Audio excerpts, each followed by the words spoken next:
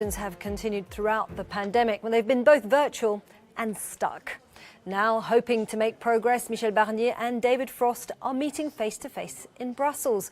Monday is the first sit-down in a series of intense talks that will last 5 weeks. They're tackling the most contentious issue first, the so-called level playing field on trade. The hope is to have a draft of the deal before the summer is over, giving both sides some time to prepare for December the 31st deadline. Well, for more on this, let's head to Brussels and Jack Parrock, who is at our studio, The Bridge, in the heart of the European Parliament. Hello there to you, Jack. So, meeting face-to-face, but is that what's going to be necessary? Is that what's going to help unblock the problems they've been meeting and actually create some real progress when it comes to these Brexit negotiations? Well, they'll certainly hope so, Isabel, because over the last few months it's been extremely difficult and it's looked like both sides have been at absolute loggerheads over the discussions on the future trade deal between the European Union and the United Kingdom. Now, going into these meetings, there's been additional pressure, and that's because it was announced that David Frost, who's the UK's chief Brexit negotiator, has been appointed as the National Security Advisor in the UK government, and that position will start on September the 1st, which means that the UK is essentially saying that these trade negotiations needs to be ended before the end of August. So 2 months maximum to do a trade deal, bearing in mind that EU trade deals are ordinarily take somewhere between sort of 7 to 8 years. Now, to discuss this a little bit further with me, I'm joined by Pedro Silva, who is the Vice President of the European Parliament here. He also sits on the UK committee, part of the Socialist group. Now, tell me, what do you make of the negotiations that are going on so far? What do you make of what's happened today and this additional pressure put on the time frame? Well, this particular pressure, it's more an internal issue for the UK. But the truth is that so far we haven't seen much progress in the more sensitive issues.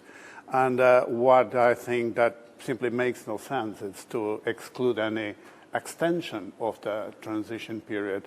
And at the same time, we see that there is no sufficient engagement of the UK in the negotiations. It's not just about having more meetings, now face-to-face meetings, that's an important change, but it is mostly about having a more constructive attitude in the negotiations. As you mentioned, tomorrow, the 30th of June, is the final date. It is a relatively arbitrary date that was put forward for the UK government to have to ask for an extension to this year-long transition period. Are you worried that about the damage, potentially, that a no deal in the trade negotiations could lead to? Do you think that's now realistic? I think that a no-deal scenario is there. It exists. And it is dangerous for everybody, and in particular for the UK economy, because the UK depends very much on the exports for the European market. So what I think that both parties should do is to engage in the negotiations in a constructive manner and try to find a balanced agreement. It's very important to understand that the European Union is offering something simply unprecedented, which is a comprehensive free trade agreement with 0 tariffs and 0 quotas. This simply does not exist. So it is the first time ever. But for that to happen, of course, you have to ensure fair competition. You have to safeguard the integrity of the single market. You have to ensure a certain degree of common standards.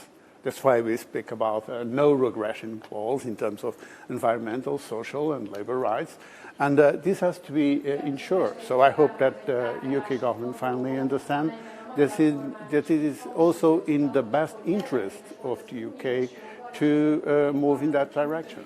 The UK government, Boris Johnson, the Prime Minister himself, has said that they are absolutely prepared to go to a no-deal scenario how do you think the EU should react to this? We've seen, in fact, there's a tweet going around at the moment with a letter from Marc Francois, who is an MP, part of the ERG group, this Eurosceptic group in the United Kingdom. He's calling it a missive from a free country demanding that Michel Barnier stops his insistence on European Court of Justice imposition in the United Kingdom. Do you think the discourse in the United Kingdom, in the political discourse, is prepared to do a deal, or do you think that what's going on in London has already sort of drawn a line under that?